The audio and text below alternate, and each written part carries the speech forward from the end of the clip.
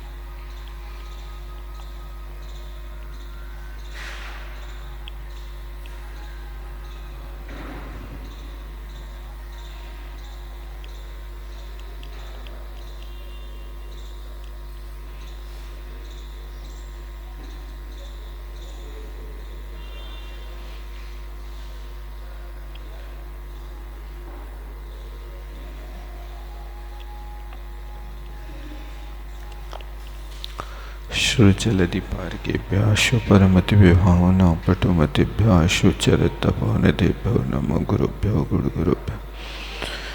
36 गुण समके पंचविहाचार करण सुंदर से शिष्याणुग कुशले तमयरे सदावंद गुरु भक्ति संजमीर्णय तरंति संसार सायरम घोरम छिन्नते अटकमम जमन मरणं न पावेन्ति।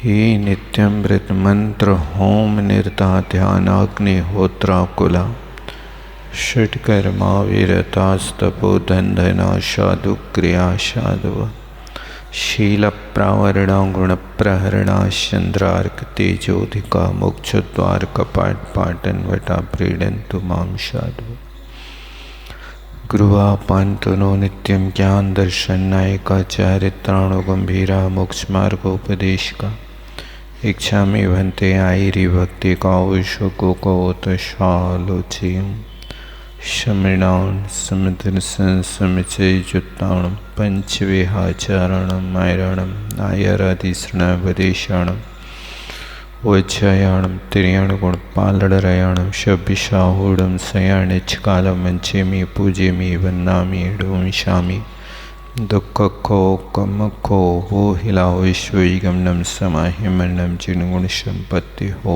मच्छम। नमः श्री वर्धमानाय निर्धूत कलिलात्मने शालोकानां त्रिलोकानां यद्विद्या दर्पणाय।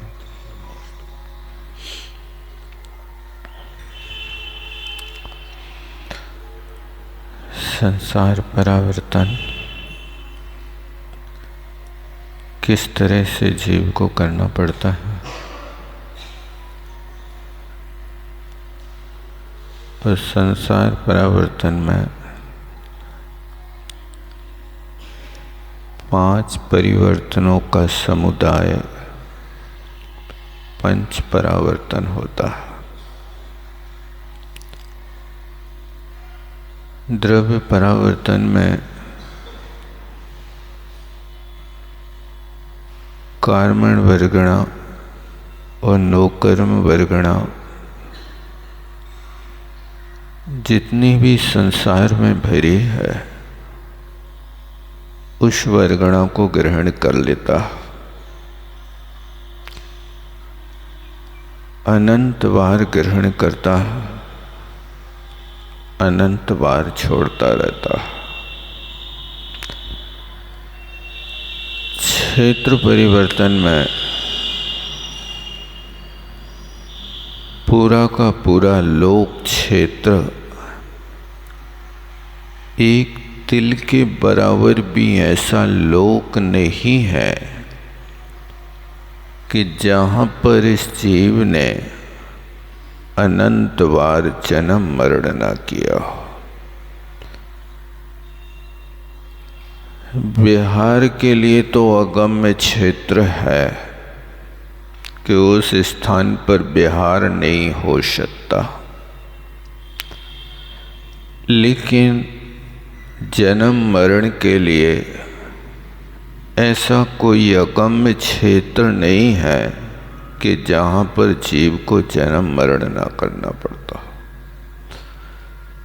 ऐसा होता है क्षेत्र परिवर्तन। और काल परिवर्तन का स्वरूप जो होता है कि वो काल की गणना उत्सर्पणी और अवसर्पणी में लगाना है। उत्सर्पणी के पहले समय में जहाँ जीव उत्पन्न होगा, अब पूरी अवसर्पणी काल तक और पूरी अवसर्पणी काल तक संसार में परिभ्रमण करे। अब उस काल के प्रथम समय में जहाँ उत्पन्न हुआ था, वो जब दोबारा अवसर्पणी आए और उस दोबारा अवसर्पणी के दूसरे समय में जन्म लेकर के मरण करे, तो वो आपका काल परिवर्तन में गर्भित होगा। अन्यथा उस समय आप जीवित रहे तो परिवर्तन में काउंटिंग नहीं होगा।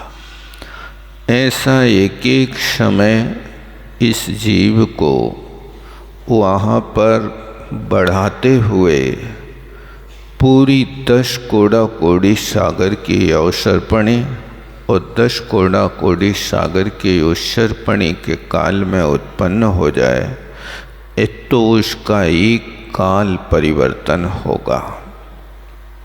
और फिर इसके बाद में भव परिवर्तन होता है। भव परिवर्तन की काउंटिंग आयु से की जाती है। किसी जीव ने अपनी सबसे जघन्य आयु अंतर मुहूर्त की होती है, मनुष्य की और त्रेंच की। अब यहाँ अपन को भाव परिवर्तन करना है, तो उस त्रेंच आयु के सबसे जघन्य भाव में उत्पन्न कराना। अंतर मुहूर्त चूंकि 48 मिनट के भीतर का होता है, लेकिन यहाँ परिवर्तन में सबसे जघन्य अंतर मुहूर्त एक काउली काल के एक समय ऊपर होता है। अब वो जीव अपनी जघन्य उम्र को लेकर के उत्पन्न हुआ। अब वो वहाँ से प्रारंभ कर रहा है भाव परिवर्तन, मर गया। अब दूसरी बार में उत्पन्न होवे तो उसकी एक अंतर और एक अंतर मुहूर्त और एक समय की उम्र मिलेगी, तो वो उसका परावर्तन में जुड़ेगा। और यदि वो 1 वर्ष की उम्र में उत्पन्न हो गया, तो फिर उसका भव परावर्तन वो खाली चला जाएगा।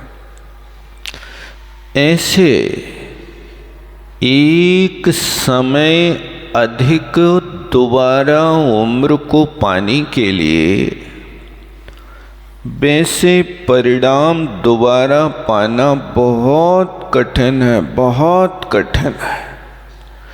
क्योंकि जीव के परिणाम हैं, इन परिणामों में कैसा द्रव्य क्षेत्र काल मिलता है और उसके अनुसार कैसे परिणाम हो जाते हैं। एक पल का भी भरोसा नहीं किया जा सकता है। आप एक समय, जिस समय आयु वंद की काल आया, उसे अपकर्ष काल में आप नहीं संभल पाए तो आपका एक भाव फिर बर्बाद हो गया। ये भाव परिवर्तन इतना मुश्किल पड़ता है, इतना मुश्किल पड़ता है कि एक बार लाइन में लग गए और फिर आपके लाइन में लगने के बाद में वहाँ से यदि चूक गए, गांव में राशन की दुकान होती है, उस राशन की दुकान महीने में या 15 दिन में एक बार खुलती है। अब सुबह से पूरे गांव के लोग एक साथ झूम पड़ता है, तो जो वहाँ पर विक्रेता होता है, सेलर होता है, वो सब लोगों के राशन कार्ड एक साथ जमा कर लेता है। राशन कार्ड रख दो, फिर आवाज लगाएंगे, तुम आ जाना। इतनी बड़ी भीड़ सामने कैसे खड़ी रहेगी? अब वो व्यक्ति राशन कार्ड जमा कर चुका, उसने देखा कि हमारा राशन कार्ड 100 कार्डों के नीचे दब गया। अब वो जाकर के सोचा कि अभी 2 घंटा हमारा नंबर नहीं लगेगा। इस 2 घंटे के दौरान में जाकर के भगवान की पूजा कर आऊं, फिर आ जाऊंगा तब तक। अब वो वहां पर उसका नंबर आ गया, लेकिन वो नहीं आ पाया। अब क्या हुआ? अब उसका राशन कार्ड उसने 500 कार्डों के नीचे फिर दाब दिया। अब जब तक वो 2 घंटे में घूम के आता, ऐसा हमारा नंबर, आपको तो बुला रहे थे, आप कहाँ चले गए थे? अब आप 2 घंटे बाद फिर आना। गई भैंस पानी में। अब वो 2 घंटे फिर कोई काम करने जाता है, लेकिन अब तो 500 कार्ड के नीचे दबा। अब फिर आया और फिर निकल गया। ऐसा करते करते उसको शाम को नंबर लग पाया, जब सारे कार्ड बट गए। तो ऐसा ही यहाँ होता है कि आपने पूरे जीवन भर साधना करी, पूजा पाठ करे, तीर्थ यात्रा करी, संतों का समागम किया, ये सब करने के बाद जब आयु कर्म के बंध के योग परिणाम हुआ, तब आपके घुटने में दर्द हो गया। अब घुटने में दर्द हुआ तो आपका शुभ परिणाम बिगड़ गया और वेदना जन्य परिणाम आर्त ध्यान की तीव्रता हो गई। अब वो आर्त ध्यान की इतनी तीव्रता हुई कि आपको वहाँ शुभ से शुद्ध करके जो आपने अच्छे काम करे थे, वो आज अपकर्ष काल अंतर मुहूर्त तक के लिए बंधने में आया। इस अंतर मुहूर्त में यदि वे ही परिणाम रहे होते जो तुमने जीवन भर करे हैं, परिणाम अच्छे करे, तो उस समय आपको पक्का था कि देवायु का बंध होना था। लेकिन इस अंतर मुहूर्त में घुटने के दर्द ने तुम्हारी आयु को बिगाड़ दिया और तुम्हें त्रेंच आयु का बंध करा दिया। ये अपकर्ष काल होता है। ऐसे भाव परिवर्तन में हजारों बार व्यक्ति दांव चूक जाता है बनते बनते, और ऐसी भी स्थिति हो जाती है कि बेचारा सामायिक करने बैठा है और सामायिक पूरी कर ली, और सामायिक पूरी करने पर उसका अनुष्ठान निष्ठापन होने को था,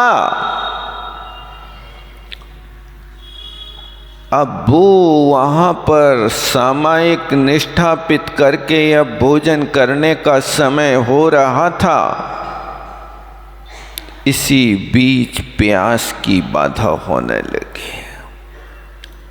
अब वो वहाँ माला को भूल करके पानी की याद कर रहा है, और इसी बीच परिवार के एक सदस्य ने आकर के उसके अनुष्ठान जो निष्ठापन होने वाला था उस दीपक में फिर से तेल डाल दिया। क्योंकि नियम तो था कि जब दीपक बुझे तब हम उठें, वो दीपक न बुझे तो हम नहीं उठेंगे। क्योंकि पुराने लोगों के पास समय सूचक यंत्र नहीं रहते थे, ऐसी घड़ी नहीं होती थी कि आपके हर कोने में घड़ी टंगी। आज तो वहाँ तो गांव में होए दो चार घड़ी वाले तो लोग कहते थे कि अरे तो बहुत बड़े आदमी हैं, इनके घर में तो घड़ी है, रेडुआ है, सोफा सेट है, अरे तो नगर सेट है। और मोटरसाइकिल गांव में एकात आ जाए तो लोग गांव भर के देख पे जाते, चलो रे मोटरसाइकिल आई, देखो कैसी होता है। ये दुर्लभ वस्तु थी। उस सेठ के समय में समय का निर्धारण करने के लिए हमें समय करना है, तो जब तक इस दीपक में तेल जलेगा तब तक हमारी सामायिक होगी, और दीपक का तेल खत्म होगा तो सामायिक निष्ठापन होगी। ये साधना अंदर चलती थी लेकिन किसी को बताया नहीं। साधना अपनी कभी बताना नहीं चाहिए। ये साधना है, मंत्र है, और मंत्र के साथ यदि कभी अपमान हुआ है तो अपमान को, अपनी धन संपदा को कभी किसी को बताना नहीं चाहिए। आप क्या साधना कर रहे हैं, उस साधना को दूसरे को बताओगे तो सामने वाला व्यक्ति आपका हो सकता विरोधी हो और अंतराय कर दे। दूसरी चीज है कि आपकी साधना से यदि उसने संवेदना प्रकट कर दी तो आपको अहंकार बढ़ जाए।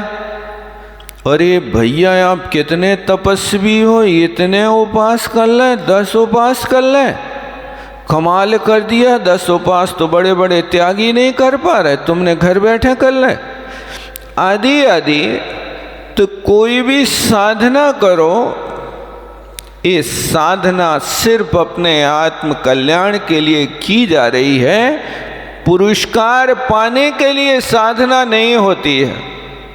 जहाँ लक्ष्य पुरस्कार पाने का है, करो 10 उपास, बढ़िया घूमो हाथी पे, घूमो पूरे नगर में बैंड के साथ। यदि इस लक्ष्य को लेकर के किया जाता है तो ये साधना नहीं, ये व्यापार की कोटि में आता है। जो ख्याति लाभ पूजादि चाह, धर करन विविध विध देह दाह, आत्म अनात्म के ज्ञानहीन, जे जे करनी तन करन छीन। ऐसा लिखा है ग्रंथकारों ने। जो ख्याति पूजा लाभ की इच्छा से साधना करता है वो व्यक्ति सिर्फ तन को सुखाता है। साधना वो होती है। आचार्य कुंद कुंद स्वामी ने भी नियम सार में लिखा कि हे साधक, तुम साधना करते हो तो किम काहरि वनवासो काय क्लेशो विचित्तोपवासो अध्ययन मौन पौधी समदा रहदस्य श्रमणस्य। हे साधक, किम काहरि वनवासो, ये तुम्हारा वन का वास क्या कर लेगा, ये तुम्हारे मासोपवास क्या कर लेंगे। यदि तुम्हारे पास समता नहीं है, मौन साधना करने का लक्ष्य नहीं है, तो ये सब चीजें तुम्हें साधना का कोई फल प्रदान नहीं करेंगे। इसलिए कहते हैं मासोपवास करना तन को सुखाना। ये मासोपवास कर रहे, तन को सुखा रहे, लेकिन समता बिना सब यूं ही बहा जाना। समता के बिना ये सब पानी में बहा रहे हो, इससे कोई लाभ नहीं। तो ये साधना हो, लेकिन किसी को साथ विज्ञापन ना हो। मंत्र आराधना की है, अपने कल्याण के लिए की है। आप सब जगह डिंडोरा ने पीटो के देखो हमने 1 लाख माला ले लें। अब माला ले लें तो कौन के लाने ले लें। हम नहीं फेर पाए तो थोड़ी देर पत्नी को कह दो कि देखो आज हम फेर नहीं पाए हैं, और 20 माला फेरने थी, हमें 10-15 तुम फेर लो, 5-10 हम फेर रहे हैं। क्योंकि पार्टनरशिप का काम चलता ना, आज की दुनिया तो पार्टनर में काम कर रही है, इसलिए थोड़ी तुम करो थोड़ी कम करेंगे, ऐसा काम हो जाएगा ना यार।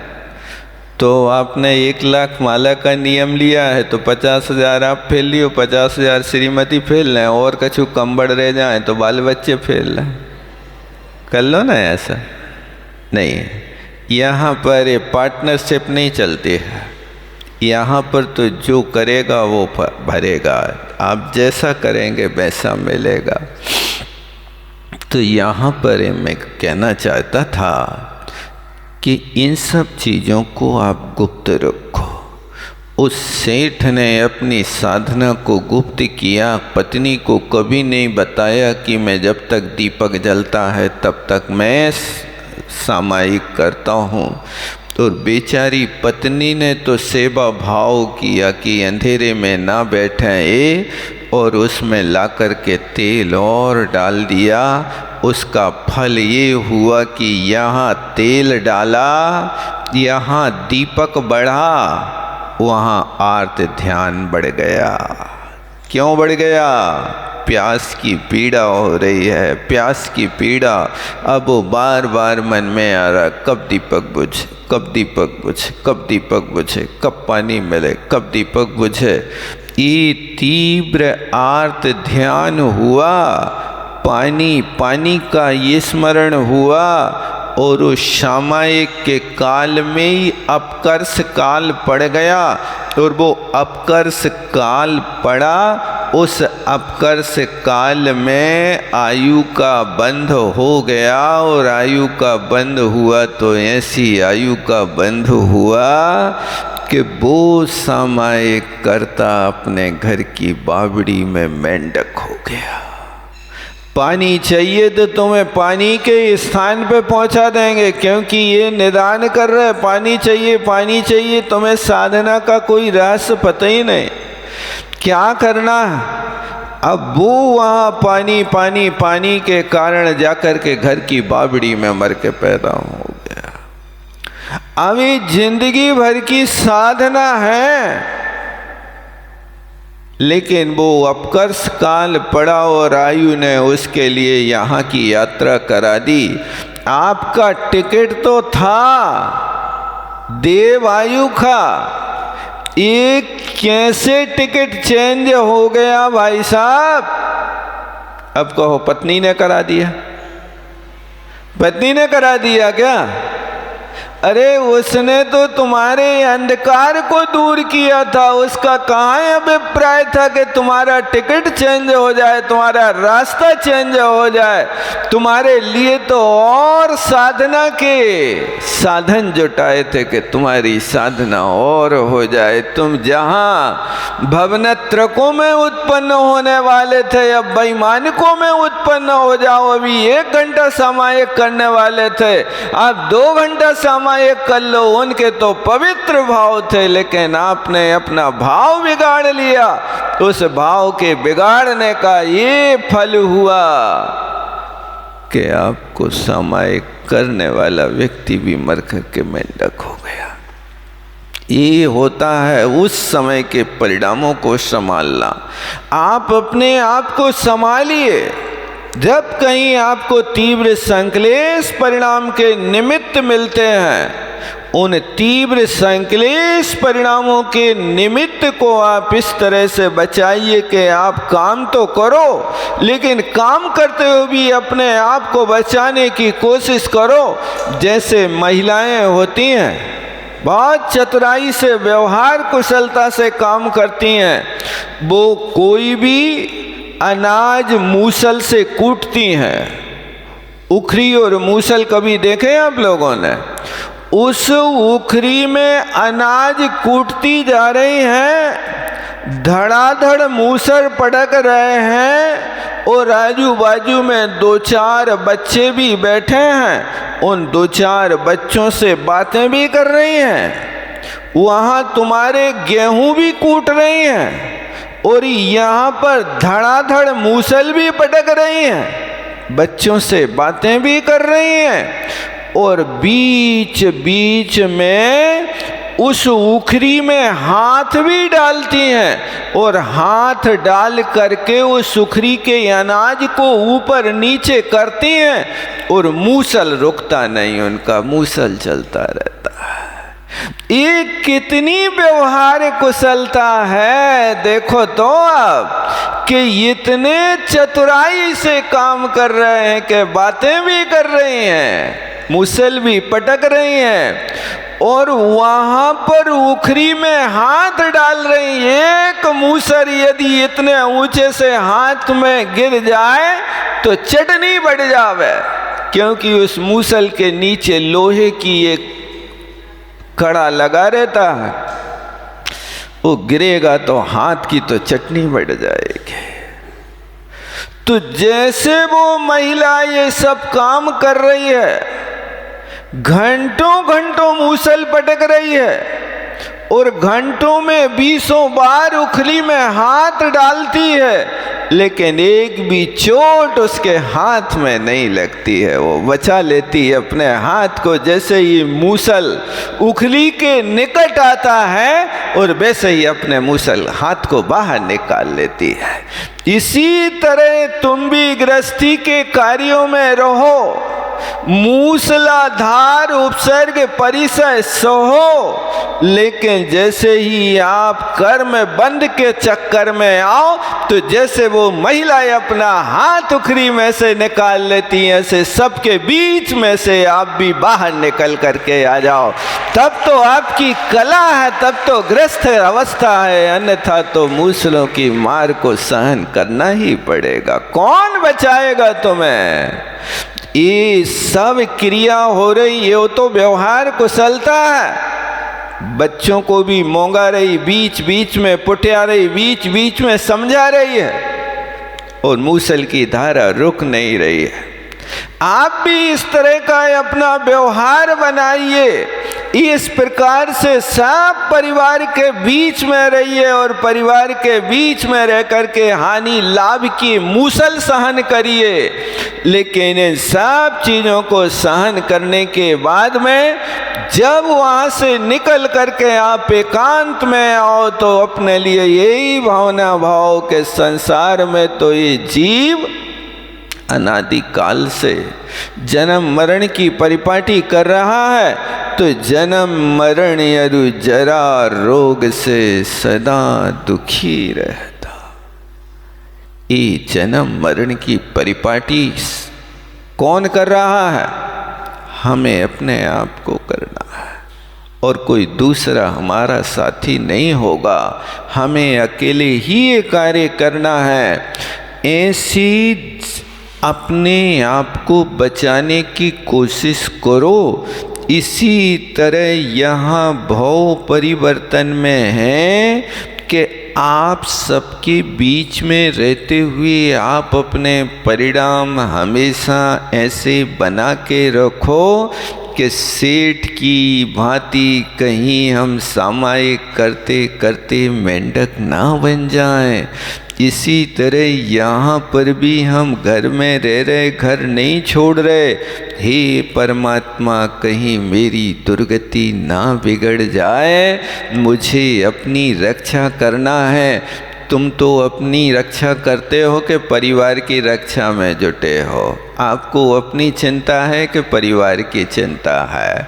नहीं, हमारे घर के सब सुखी रहें, बेस्वर्ग चले जाएं, बेस्वर्ग चले जाएं, बेस्वर्ग चले जाएं। और आकर के पूछते हैं लोग वाह, काहे भैया बे मरण के समय में नमोकार सुनते सुनते मरे हैं? देव तो बन गए होंगे ना?